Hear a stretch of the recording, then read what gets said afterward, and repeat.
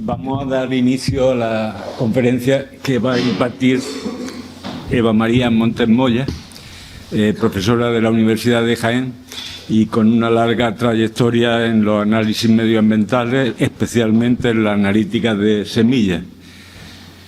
Su formación, como digo, fue en la Universidad de Jaén y, si no me falla la memoria, acababa su titulación, su grado, en el curso 98-99.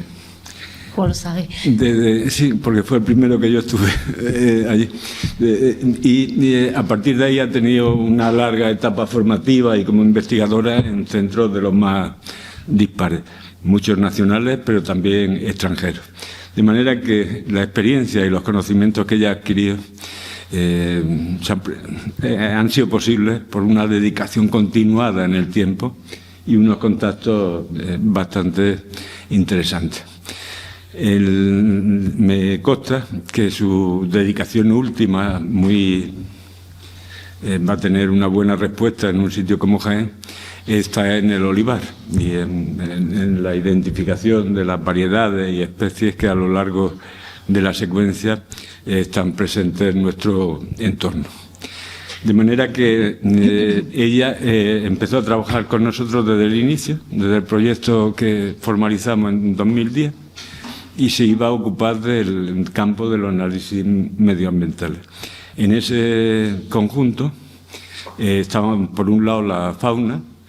Se hizo en su día un primer estudio de las conchas y están en marcha también otros estudios que espero que veamos pronto por aquí sobre los huesos.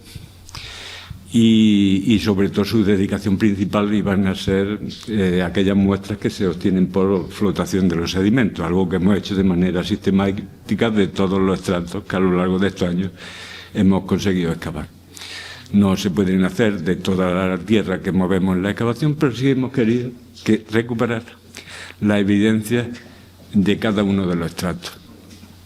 Lo que nos habla de los residuos del medio ambiente de otra época que guardan los estratos. De manera que eso es un tipo de dedicación investigadora que normalmente no tiene ninguna repercusión pública. No es que estén saliendo todos los días en las redes sociales porque hayan hecho un hallazgo sensacional. Eso es una rareza. Pero ese tipo de información menuda y sistemática que nos permite abordar algo tan complejo como el medio ambiente. Nosotros se lo comentaba a ella hace un momento, pero damos por hecho, por lo menos yo doy por hecho, me imagino que más gente del campo de la arqueología también lo hacemos, que aquello que vamos descubriendo tenían un fondo, un escenario medioambiental similar al que tenemos ahora mismo. Nos sale de natural extrapolar las condiciones actuales a aquellas otras históricas que estamos documentando en los trabajos. Y nada más lejos de la realidad. De manera que para mí ese fue quizá el principal descubrimiento de Cástulo. Imaginarnos que la actividad de Cástulo en época romana o en época ibérica, aunque lo hemos tocado más superficialmente, imaginarnos que de repente no tiene ese páramo de fondo, que es lo que tenemos ahora. El primer vídeo, y que todavía seguimos reproduciendo, nos daba la imagen de una ciudad muy africana. Y en cambio ella, con esa dedicación exhaustiva, ha ido construyendo una imagen completamente distinta. No me contraria, porque entiendo que es un avance inestimable en el conocimiento, pero hay que recurrir para poder hacer ese avance a una experiencia y una dedicación investigadora muy concreta. Yo veo huesos, pero yo no sé lo que son. Ella sí, ¿de acuerdo? Así que les dejo con Eva y al final haremos una ronda de preguntas. Como en la vez anterior, la conferencia la vamos a grabar con el propósito de que quienes no estén aquí esta noche pueden acercarse también a través de nuestro canal de YouTube y de esa manera también compartimos con la ciudadanía los avances en la investigación. ¿De acuerdo? Gracias. Bueno, buenas tardes a todos y todas. Muchas gracias en primer lugar a Marcelo, al conjunto de de Cástulo y al museo por la invitación a participar en estos seminarios, que me parece la parte más importante de la investigación, que al final es comunicar los resultados, en este caso a la ciudadanía, ¿no?, a la gente que vive aquí, porque esto es vuestro. Entonces, es muy interesante poder explicar hoy todos los resultados que hemos obtenido con las diferentes campañas de excavación. Bien, pues yo vengo aquí a hablar, como el nombre de la conferencia indica, de semillas y frutos, y el estudio de las semillas y los frutos en contextos arqueológicos se llama carpología. Es la disciplina que estudia los restos vegetales, en este caso semillas y frutos. ¿Y por qué es tan importante este tipo de estudios? Pues en primer lugar porque nos va a dar una información fundamental como es la alimentación, tanto humana como animal. También vamos a poder obtener información sobre la agricultura y la gestión de los recursos naturales, de cómo eran las prácticas agrícolas. Vamos a poder ver la evolución de los diferentes cultivos y también vamos a poder tener información sobre las plantas rituales o las medicinas, la manufactura de las plantas como el lino, el esparto, necesitan una manufactura para producir textiles, por ejemplo. Bien, pues toda esa información las podemos obtener a través de la carpología. Pero ¿cómo se conservan los restos vegetales en los yacimientos arqueológicos? Pues necesitan unas especiales circunstancias de conservación. No siempre se conservan, pero cuando se dan las circunstancias adecuadas podemos obtener muchos datos. Se pueden conservar mineralizados, como estas semillas. Creo que se ve, como estas semillas de uva que están mineralizadas, que son de un yacimiento medieval, ¿vale? Esto ocurre en contextos donde ha habido un aporte de agua constante, han estado humedecidas. Suele pasar en los fondos de los pozos, en lechos de ríos, en las letrinas. Es frecuente encontrar los restos vegetales mineralizados. Por otro lado, también se conservan sumergidos en agua. La falta de oxígeno hace que se conserven y siempre tienen que seguir sumergidos en agua. En el momento que los extraigamos, empiezan a descomponerse. Por lo tanto, es un material muy delicado. Se pueden conservar deshidratados, como estos que tenemos aquí, encontrados dentro de una vasija en una tumba de Egipto, del yacimiento de Kubet el Jagua. Esto ocurre en ambientes muy secos donde hay una ausencia total de humedad y es la forma de preservarse. Y por último, la causa más frecuente es la carbonización, como estas semillas de trigo de Cástulo que tenemos aquí en esta foto. Y es que la carbonización en asentamientos al aire libre, como Cástulo, es la causa más frecuente de conservación. Siempre ha sido porque ha habido un contacto directo con el fuego.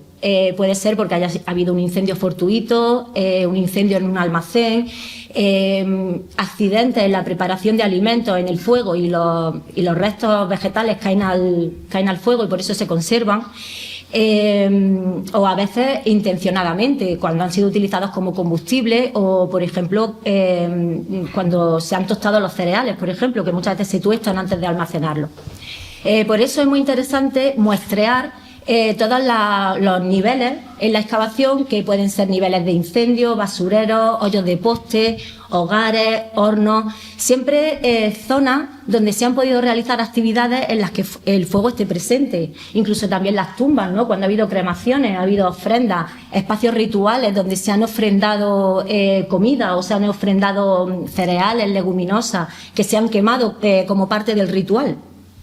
También zonas de producción, almacenes, los derrumbes de techumbres, suelos de ocupación. En todos estos contextos podemos encontrar restos vegetales.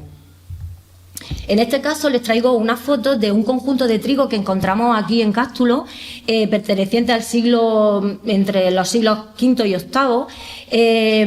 Este trigo lo recuperamos en uno de los procesos de flotación, que ahora vamos a ver cómo funciona el proceso de recuperación de los restos vegetales, y se encontraba en una estancia donde había molinos y que se había incendiado. El incendio que se produjo en la estancia hizo que se conservara todo este trigo, que es algo más de 1 kilo, y que permaneció intacto, con muy buena conservación. Otro caso, por ejemplo, son los huesos de aceituna, que aparecen constantemente durante casi todas las fases del Cástulo. Y es porque una vez que se ha producido la molienda, los huesos de aceituna, el subproducto que hay de esa molienda, se utiliza como combustible, sobre todo para alimentar los hornos alfares. Y entonces por eso se conservan. De hecho, muchas veces están sobrerepresentados, porque aquí también tenemos que jugar con el sesgo. Si no se han carbonizado, muchas veces no llegan al registro, no se conservan en el registro arqueológico. Por eso es importante también tener en mente que lo que tenemos no es una evidencia de todo lo que había, sino que puede ser que tengamos ausencia de algunas especies que existieran en su momento, que se utilizaran en su momento, pero que no se han conservado. Pues en este caso tenemos un montón de huesos de aceituna que han aparecido porque han sido utilizados como combustible.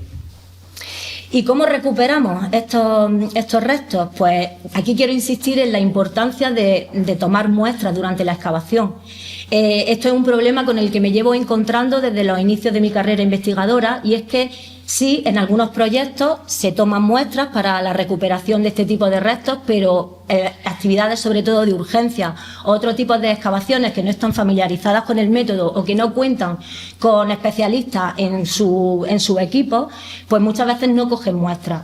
Hay que tener claro que este tipo de material, que ya en el procesado de muestras no solo van a aparecer semillas y frutos, van a aparecer carbones, van a aparecer restos de pescado, escamas, malacofauna, que son todas las conchas.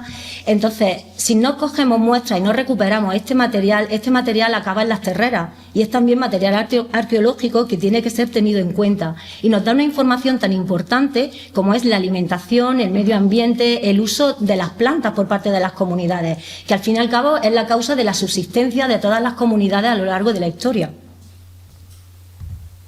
Vale, pues le he traído un vídeo para explicar un poco en qué consiste el proceso de flotación. Hemos dicho que la mayoría de los restos que encontramos se encuentran carbonizados. Pues por eso aplicamos un proceso de flotación que se llama, que es muy sencillo y que consiste en poner la tierra en un cubo, en el fondo del cubo, sin llenarlo completamente, se añade agua con un poco de presión y se va llenando el cubo. Ya se pueden observar cómo van flotando los restos. Todos estos restos que flotan son restos vegetales que luego vamos a poder estudiar. El cubo tiene una medida, porque también es importante tomar la cantidad de muestra que estamos flotando, la cantidad de tierra que estamos procesando. Tenemos que dejar reposar la tierra en el fondo y entonces vertemos el cubo en un tamiz que tiene que ser de una malla muy fina, de al menos de 0,3 milímetros. Y de esta manera lo que vamos a hacer es recuperar los restos que flotan, intentando evitar que caiga en la tierra que está en el fondo del cubo. Una vez que hemos recuperado los restos, lo que tenemos que hacer es dejarlos secar. Se tienen que dejar secar al aire, sin calefactores. Bueno, primero los tenemos que limpiar un poco, regulando bien la presión para no romperlos. Y una vez que estén limpios, hemos eliminado los restos de tierra que hayan podido quedar, los dejamos secar al aire, sin que haya calefactores ni secadores. Se tienen que secar al aire para que no haya problema, y cuando estén completamente secos ya los podemos manipular. Ya es cuando podemos coger las pinzas y empezar a seleccionarlos. Mientras tanto no podemos manipularlos porque se destrozarían. Bien, pues en Cástulo hemos hecho un gran esfuerzo de flotación y de recogida de muestras. Estuvimos recogiendo muestras durante todas las campañas, ya desde el inicio de las primeras excavaciones, y aprovechando también que venían muchos voluntarios, pues montamos sistemas de flotación. Lo que hacíamos era recoger muestras de tierra y montar un sistema para flotar de forma sistemática todas las unidades que veíamos que eran interesantes para muestrear. Aquí también tenemos que hacer una selección de ver qué unidades son interesantes y las que no. Pero lo importante es siempre hacer un pequeño test de cada una de las unidades para valorar si existen restos vegetales o no. El total del sedimento procesado a lo largo de estas campañas, de momento, porque vamos a seguir, es de 4.443 litros de volumen de sedimento, ¿vale? De eso, aquí tenemos un ejemplo, ¿no?, de cómo se montó el sistema de flotación. Utilizamos 2 caballetes con una rejilla, ahí ponemos los tamices y así es como recuperamos los restos.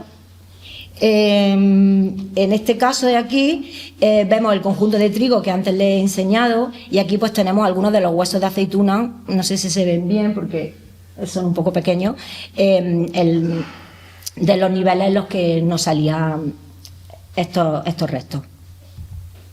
Bien, pues hemos muestreado en varias zonas del yacimiento, sobre todo en el área 4, 1, 2 y 3. El área 3, donde menos muestras hemos recogido.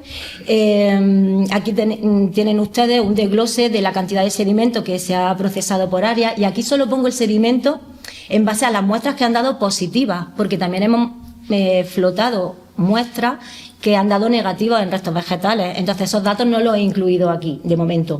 Estas son solo las muestras que han dado positivas, y entonces se puede ver cómo se distribuyen por zonas. El área más muestreada ha sido el área 2, donde hemos flotado más de 1000 litros de sedimento. Y luego, por el número de muestras por área, pues vemos que también el área 2 es la que, efectivamente, coincidiendo con ese volumen, es el área donde más muestras se han procesado. Una vez que tenemos los restos ya recuperados, ¿cómo los identificamos?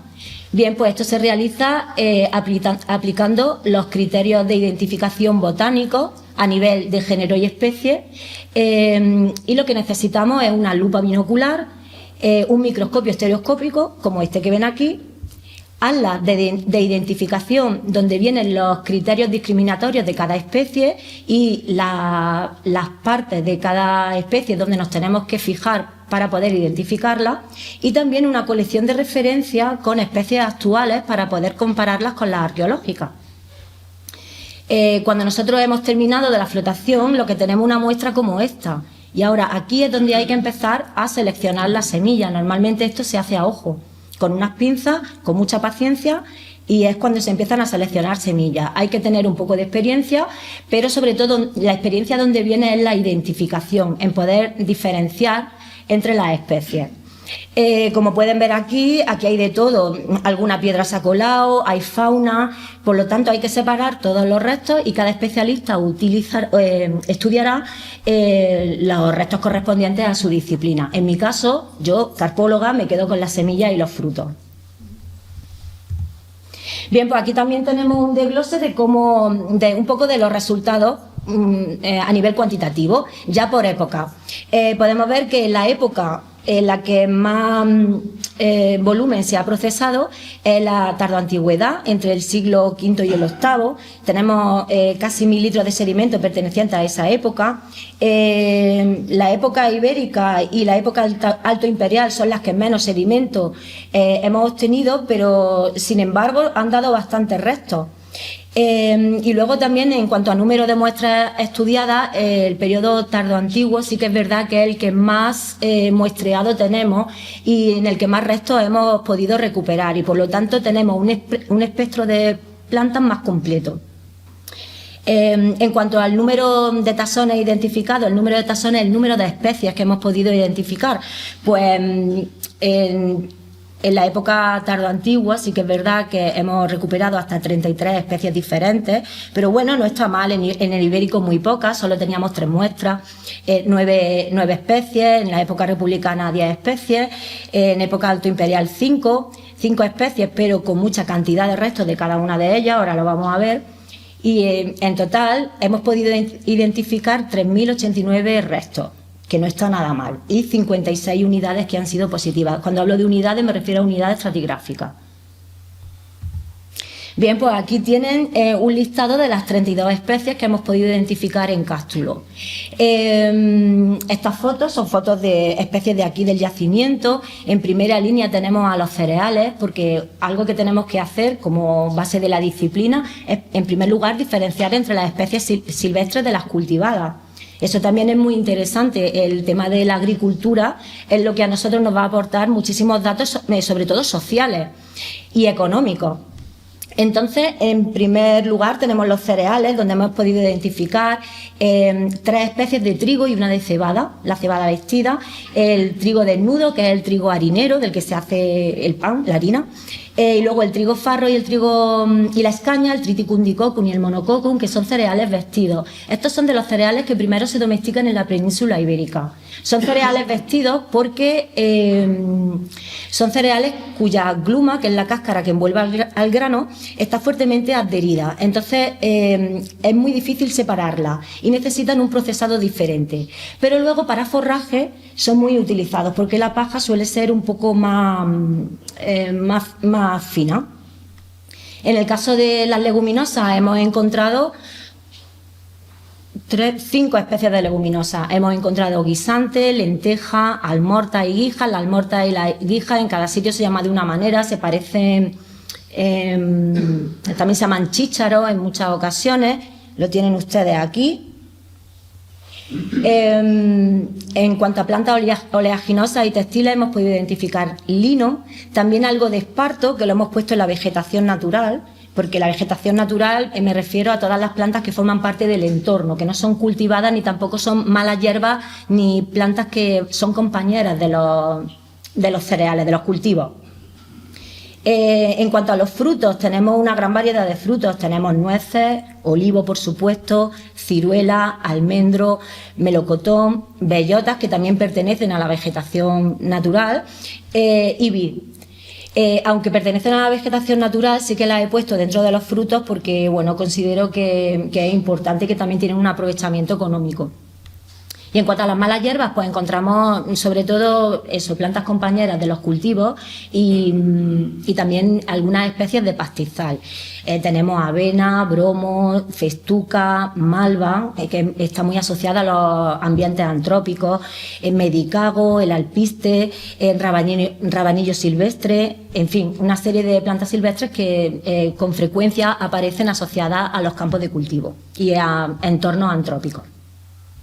Y en cuanto a la vegetación natural, pues además del esparto, que aparece en muy poca cantidad, en muy poca, de hecho creo que solo tengo escasos restos, sí que hemos determinado también jara y el lentisco. Bien, pues aquí tenemos un desglose de los porcentajes de plantas. He puesto juntas para que se vea un poco la diferencia, la época ibérica y la época republicana, para que se vea un poco cómo en época ibérica, aunque teníamos pocas muestras, hemos conseguido obtener un espectro de plantas que coincide bastante con la agricultura ibérica, que son bastante representativas de la agricultura ibérica. La cebada vestida y el trigo desnudo, que son los dos cereales más importantes que suelen aparecer en época ibérica, y la lenteja y el guisante, que también aparecen con mucha frecuencia.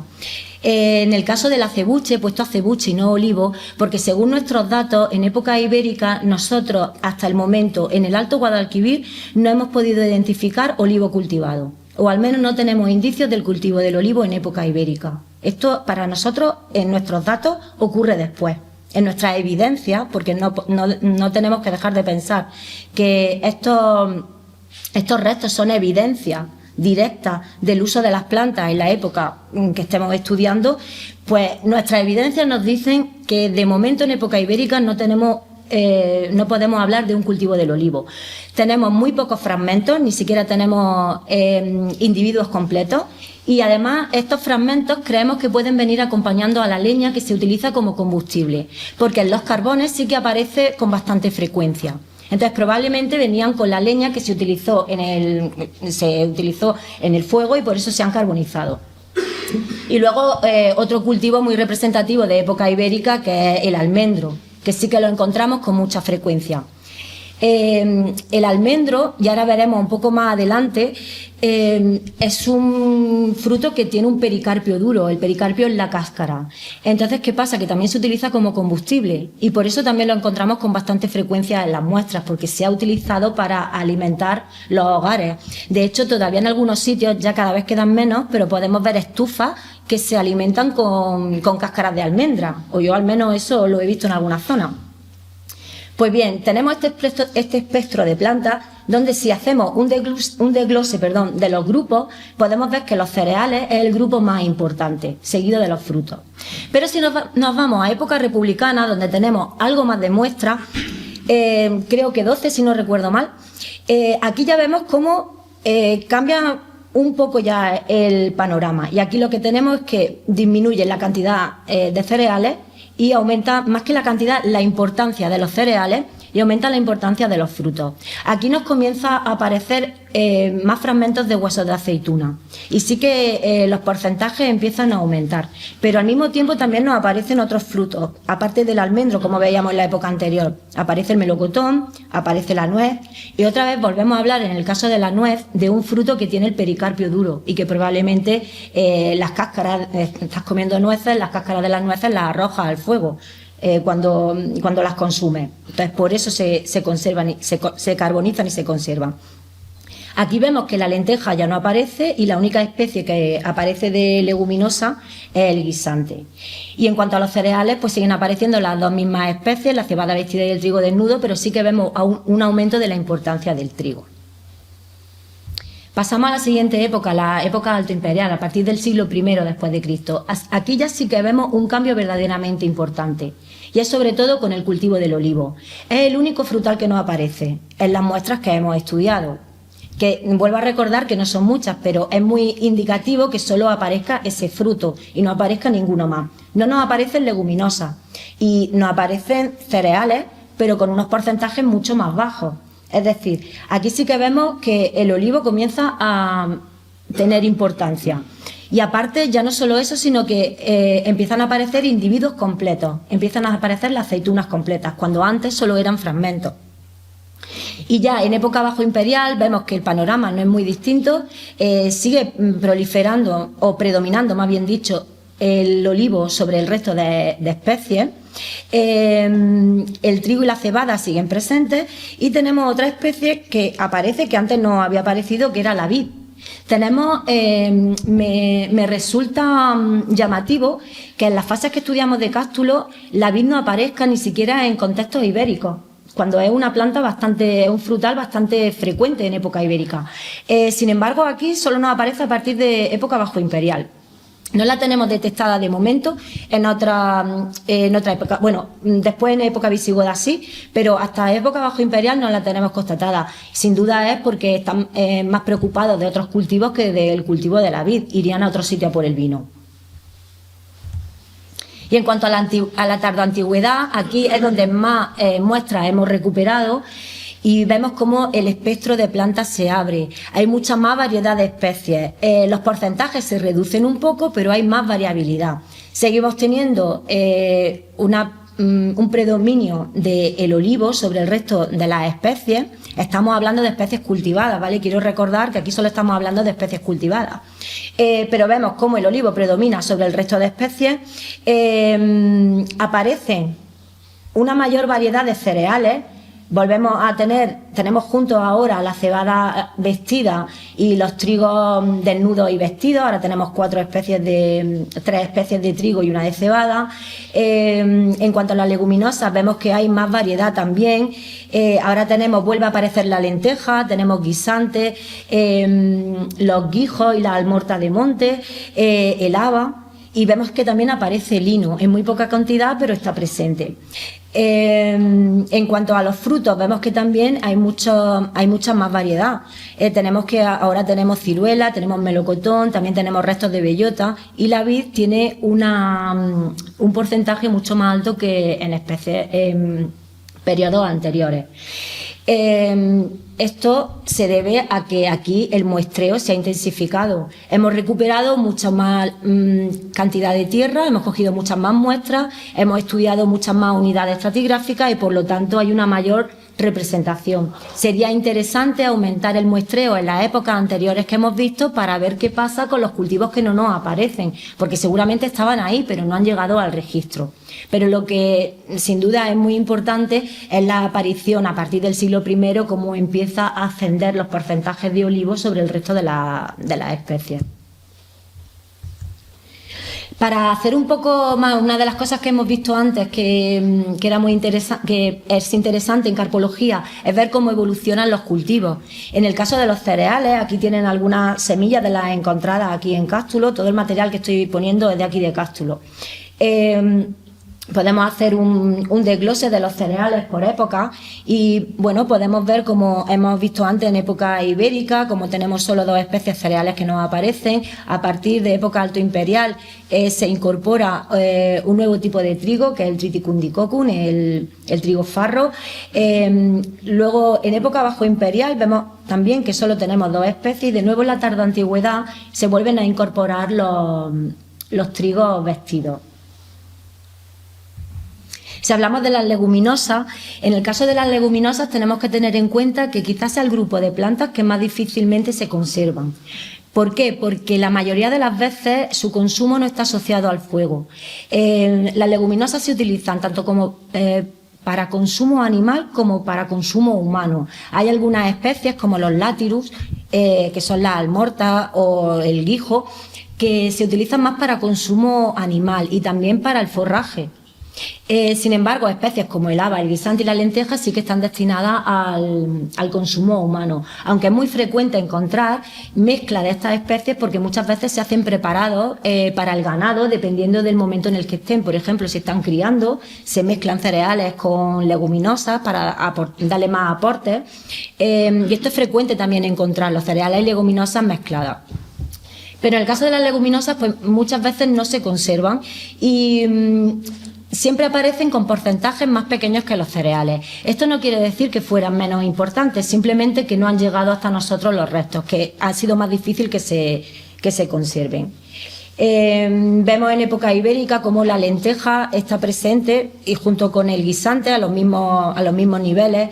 Desaparece en época republicana para volver a aparecer en época bajo imperial, y ya en la tarda antigüedad vemos cómo tenemos mucha más variedad de leguminosas. Aquí ya encontramos haba, que el haba y el guisante son las especies que con más frecuencia aparecen en todas las muestras en todas las épocas. Pero en el caso del cástulo me llama la atención que no aparece hasta época tardoantigua. Una vez más insisto en que es en la época en la que más muestras tenemos, por lo tanto también puede deberse a eso. Y en cuanto a los frutos, para mí es la parte más importante y más destacable del estudio de este yacimiento, y es que vemos como en época ibérica solo aparecen 2 especies frutales. Aquí he puesto Olea europaea, acebuche, y el almendro. En época republicana sí que nos aparece la nuez, el almendro y también el melocotón. Aquí tenemos restos de todas esas especies. Aquí tenemos restos de hueso de melocotón, aquí tenemos restos de cáscaras de nueces, aquí tenemos las cáscaras de almendro, la vid, que se conserva maravillosamente. Estas son las bases de las bellotas, de la cáscara de las bellotas. Incluso una parte de la carcasa donde van insertadas. Y luego el olivo, que en época alto imperial es el único frutal que hay, con unos porcentajes muy altos. Incluso hemos podido identificar, se puede ver claramente cómo hay distintos tipos, hay variedades. O sea, no hay un solo tipo de variedad que se está explotando, sino que hay distintas variedades. Y por supuesto ya en época tardoantigua pues aparecen pues muchos más restos, como por ejemplo los ciruelos, que no aparecen antes, y la presencia de vid, que está a partir de la época bajo imperial y que en época tardoantigua aumenta sus porcentajes. Conocen esta basa de mármol, está aquí en el Museo de Linares.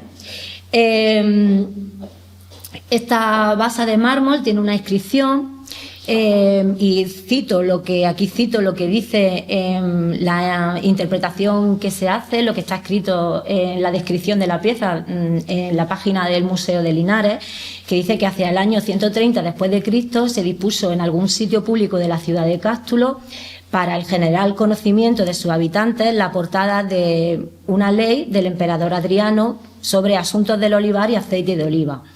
El Estado romano reguló la producción de aceite, ya que era un producto de primera necesidad.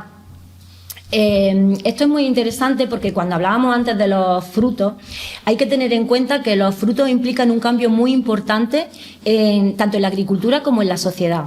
El cultivo de los frutos implica que las personas estén arraigadas a la tierra, porque la generación que los planta no es la que la disfruta, sino son las generaciones siguientes. Por lo tanto, es necesario un control del territorio, una ordenación del territorio y una serie de medidas y también de gente organizada para poder explotar esos frutos.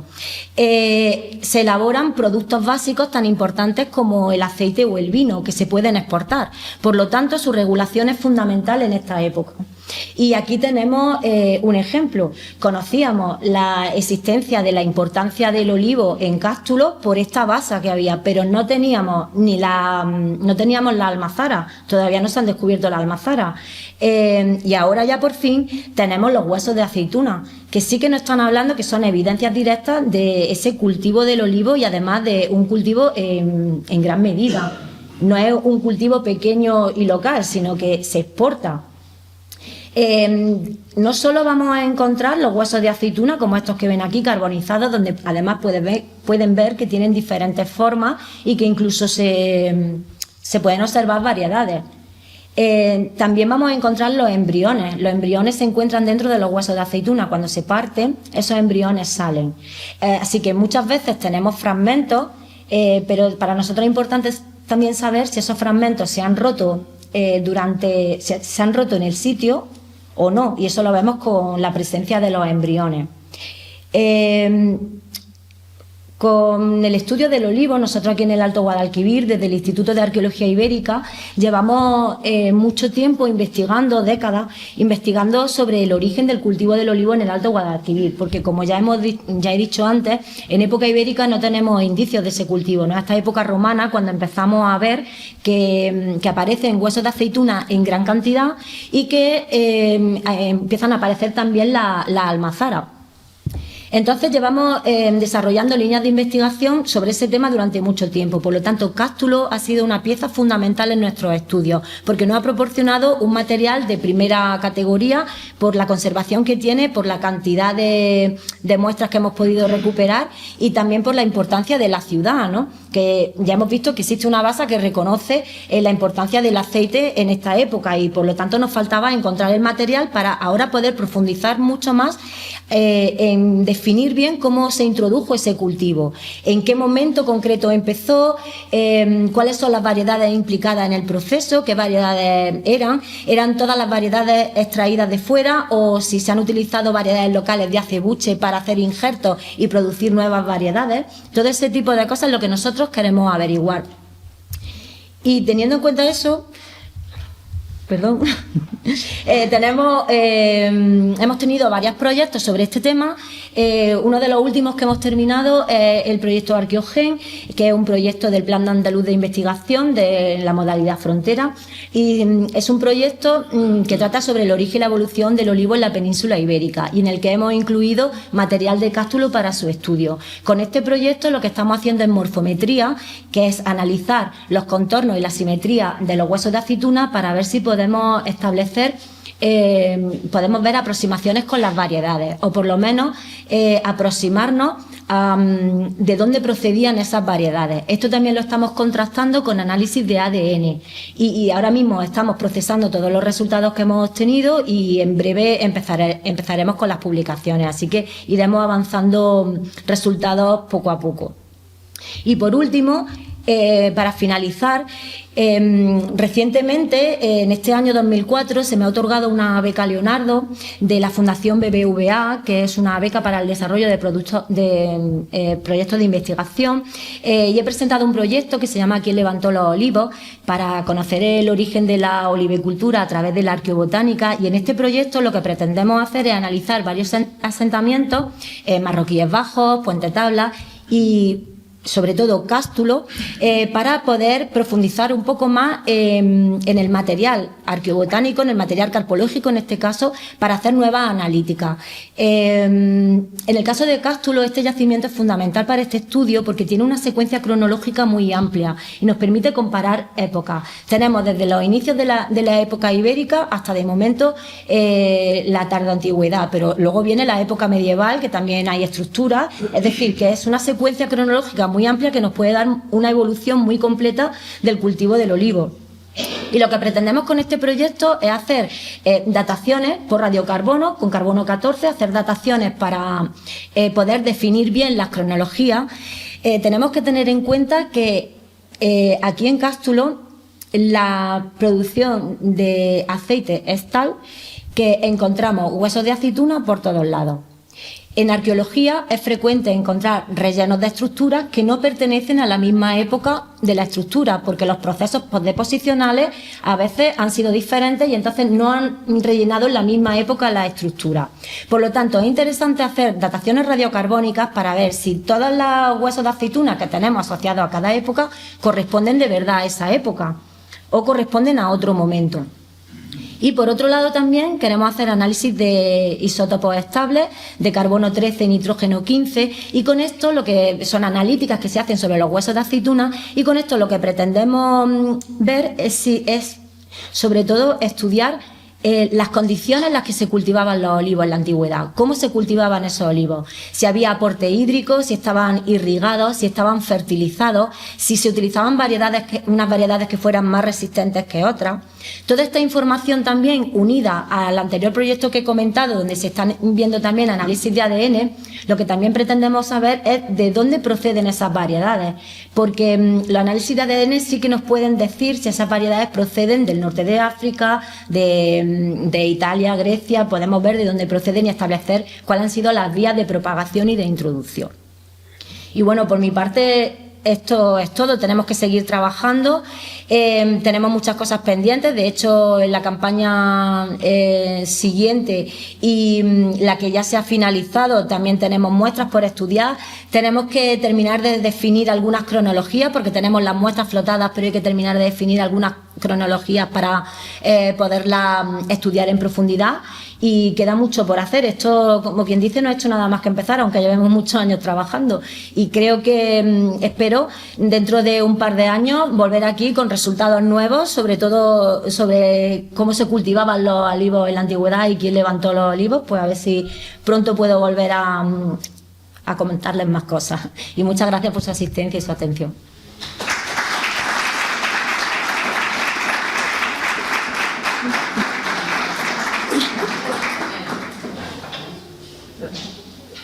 Pues quería saber si comparativamente, y no por ningún tipo de competición ni nada, si el tipo de semillas y de frutos del periodo ibero de Cástulo coincide en gran medida con el de Puente Tablas, por ejemplo. Totalmente, totalmente. Sí, independientemente del tema del esparto, que ya sé que allí hay muchísimo y aquí no, pero el resto... ¿Coinciden? Sí que coinciden, porque hemos visto que aparece en frutos, aparece el almendro, que en Cástulo, en Puente Tablas aparece con mucha frecuencia. Hay que tener en cuenta que Puente Tablas está ampliamente muestreado, es de los pocos yacimientos ibéricos que ha sido muestreado sistemáticamente, porque en los últimos años, y sobre todo desde mi incorporación con esta metodología al Instituto de Arqueología, hemos podido hacer toma de muestras desde las diferentes campañas que se han ido realizando. En las últimas intervenciones de los últimos años, a partir de 2011, cuando se excavó el palacio, creo que fue, sí. Y después el santuario en 2013, ahí comenzamos a aplicar de forma sistemática los análisis, incluso antes en la zona de las casas. Y sí, coinciden completamente. Aquí tenemos menos variedad, pero se debe al número de muestras que se han tomado. He dicho que eran solo 3 muestras. Es que son poquísimas, aunque se ha flotado bastante cantidad de tierra, pero son muy pocas. También tengo que decir que las muestras que yo he traído aquí, probablemente haya más muestras de esta época, pero que todavía no tenemos definidas cronológicamente. Yo he traído los resultados de muestras que sé que pertenecen a esa época o que los arqueólogos me han facilitado esa cronología, pero no me aventuro a... Cuando veo una muestra yo puedo decir un poco de qué época es según lo que me aparece, pero no me aventuro a eso, necesito una cronología. En el caso del almendro y el alcebuche pasa lo mismo, también aparece en Puente Tablas en poquitas cantidades, como ocurre aquí. Y luego el trigo desnudo y la cebada vestida son las 2 especies más importantes que aparecen en Puente Tablas. En Puente Tablas tenemos lenteja, pero no pero en la cantidad es menor. Bueno, no, más o menos, sí, también tenemos lenteja. Lo que pasa es que en Puente Tablas tenemos una mayor variedad de especies porque se ha muestreado mucho, se ha flotado mucho sedimento. Gracias. Nada. Por ampliar la comparativa en el tema de ver los estudios comparativos que hay en diferentes zonas, se ha mirado Peñalosa en la comparativa en la época, claro. Peñalosa lo estudió Leonor Peña Chocarro hace muchos años. y eso está estudiado. Pero Peñalosa se refiere a la edad del bronce o... Claro, eso es prehistoria, está ampliamente estudiado. Hay un artículo que usted puede encontrar fácilmente en internet donde están publicados los resultados y sí que está muestreado y está estudiado. En época prehistórica lo que ocurre es que la agricultura es completamente diferente, porque ahí la agricultura se basa sobre todo en el cultivo de las leguminosas y los cereales. Los frutos no tienen tanta importancia, o al menos no tienen tanto peso como luego ya a partir de la edad del hierro. Pero sí que está estudiado. Nada. ¿Cuándo se dio el salto, se pasó del autoconsumo del cereal a la exportación, a la venta, al negocio del cereal? ¿Y por qué? La península ibérica en época ibérica... La península ibérica en época ibérica es una gran productora de trigo. Ahora, ¿cuándo se pasó el salto? Yo creo que sí que había exportaciones de trigo en esa época. Pero es con el Imperio Romano donde esas exportaciones se hacen a mayor escala. La península ibérica, cuando los romanos llegan y se instalan, hay algunas zonas que dedican a la explotación de cultivos en extensión. Entonces hay algunas zonas de la península donde van a explotar el trigo para exportarlo, y aquí en la zona del Valle del Guadalquivir es cuando comienzan a plantar los olivos. Aquí en el Alto Guadalquivir, a partir de época romana, es cuando llega Augusto y ve que es un territorio maravilloso para plantar olivos, empieza a plantar en extensión, y yo diría que es cuando comienza el monocultivo del olivar en esta zona. Muchas veces se ha pensado que llegan los fenicios, y los fenicios trajeron el cultivo del olivo. Desde mi punto de vista y hasta lo que yo he observado en mis muestras, es que los fenicios podían traer aceite. Pero cultivar el olivo y producir el aceite aquí, en el Alto Guadalquivir, no hasta esa época. En época ibérica del trigo, pues sí que había ciudades que probablemente exportaran trigo. Pero tenemos que tener en cuenta que la magnitud de una ciudad depende de la magnitud de la ciudad en época ibérica, pero nosotros aquí en Andalucía sí que hay ciudades. Obulco, por ejemplo, tiene monedas donde en época ibérica se ve el arado y la espiga de trigo. Y lo que pasa es que en las muestras, en las evidencias, es muy difícil ver eso si no tienen muchas muestras. Tienen que ser sitios que se hayan estudiado, y como digo, no hay muchos sitios aquí en la zona del Alto Guadalquivir que estén muestreados sistemáticamente para el estudio arqueobotánico. Nada.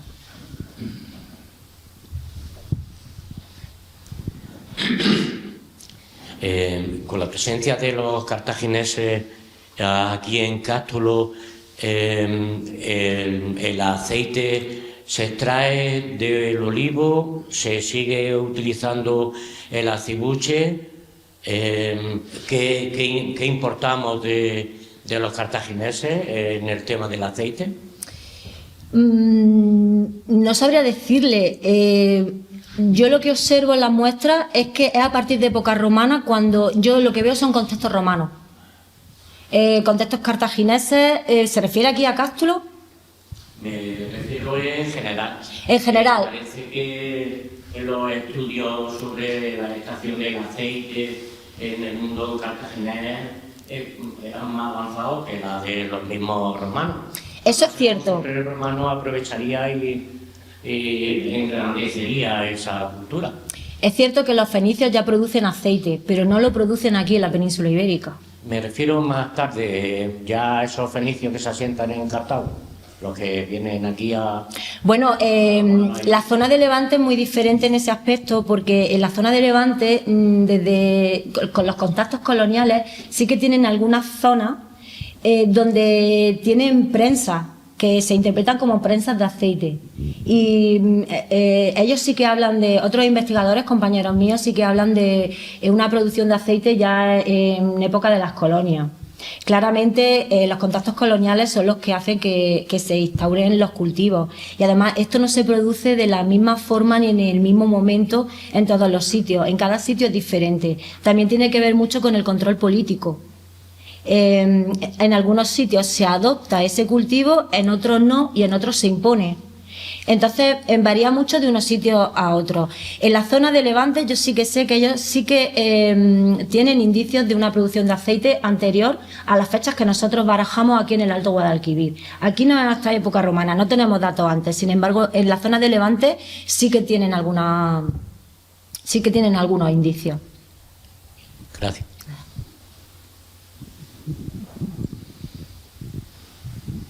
¿Alguna intervención más?